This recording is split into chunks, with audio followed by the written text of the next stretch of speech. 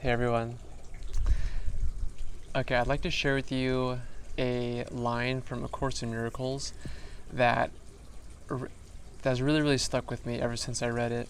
And that is, it says, "You must understand that only infinite patience produces immediate results." And so this is like a total mind bender. And what it's basically saying to me is that once we stop worrying about the results, once we stop needing something to happen, then the results will come right away.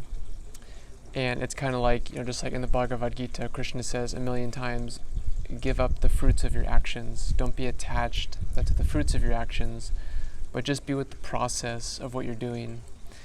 And I mean, this is so helpful for all of us, but especially when we're trying to break a habit, trying to make a change in our life. It's so easy to get frustrated and give up just so quickly because one thing doesn't go our way. And, there's like a habit that's kind of really easy to understand is that maybe someone is addicted to alcohol. And we call it a relapse. So, I've been clean and sober for 2 years and I had a relapse. And commonly we take it as the worst thing ever. The worst thing that could happen is that you relapse. But this goes for any habit. If you're trying to make a change in your diet and then one day you go and get like a dozen donut holes or something like that, and you're like, oh my God, I failed. Everything that I did is totally meaningless now because I failed. So I'm just going to quit, give up. What's the point? But when we're breaking habits, it's so rare to just go boom, and then we never do it again. And so we really have to allow ourselves to make a mistake, to kind of backtrack, even though it might not be backtracking at all. So let's say that you're trying to make a change in your diet and you're doing really well for 30 days, and then all of a sudden you just get really tempted. You're at a wedding or something like that, I don't know, and you just really go for the wedding cake. So after creating a little bit of a change and then going back to something that was harmful to us, we'll be able to feel the effects more extremely.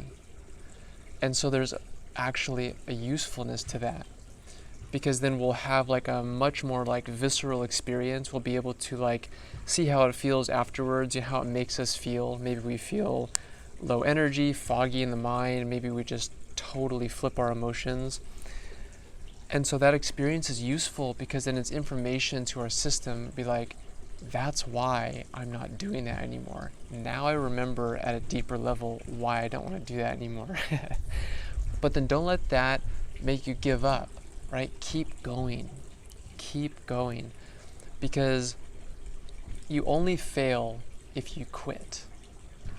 There's a really great line by Winston Churchill where he defines success as moving from one failure to the next with no loss of enthusiasm. That is a great definition for success. Moving from one failure to the next without any loss of enthusiasm.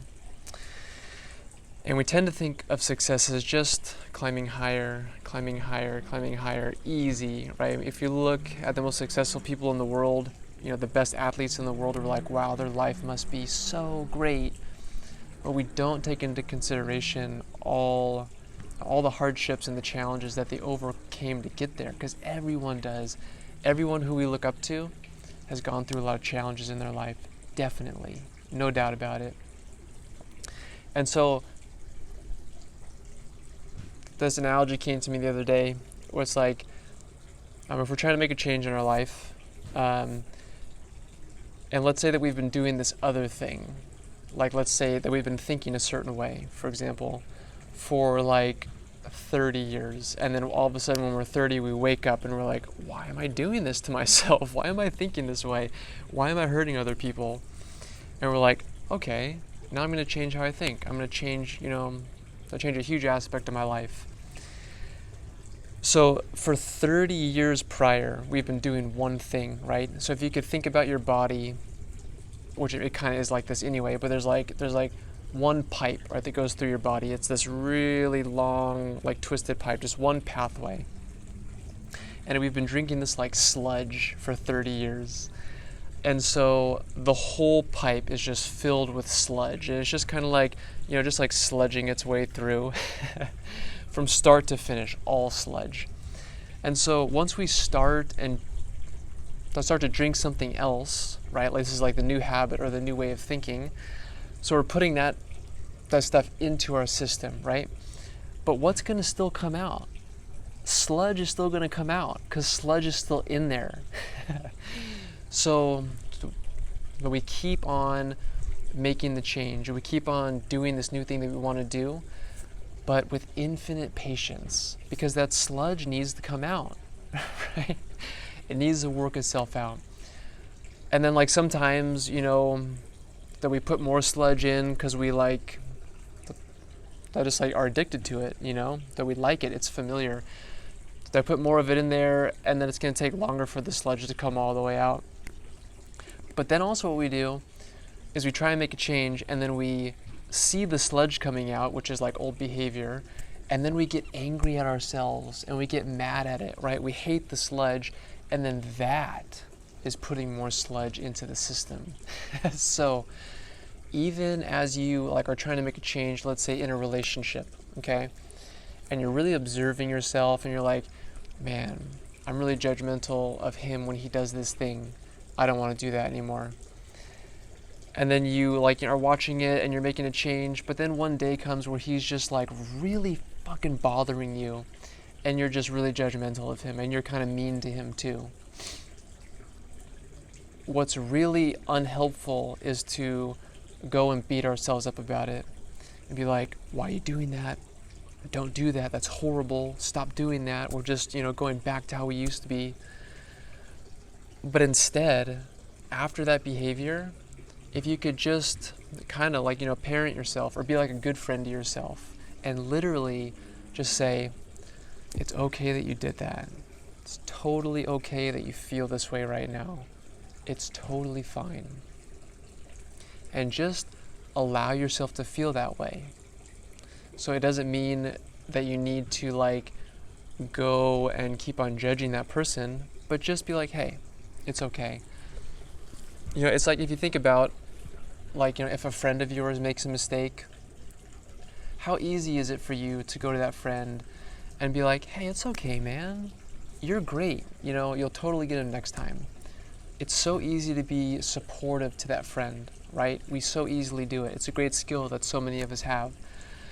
But then when it comes to us, we're like our own worst enemy. We're like the mean coach that's yelling all the time. We're like just so hard on ourselves. And if you want to keep on doing an old habit, be hard on yourself, for sure. If you want to make a change, be kind to yourself. Accept when you make a failure, when you make a mistake.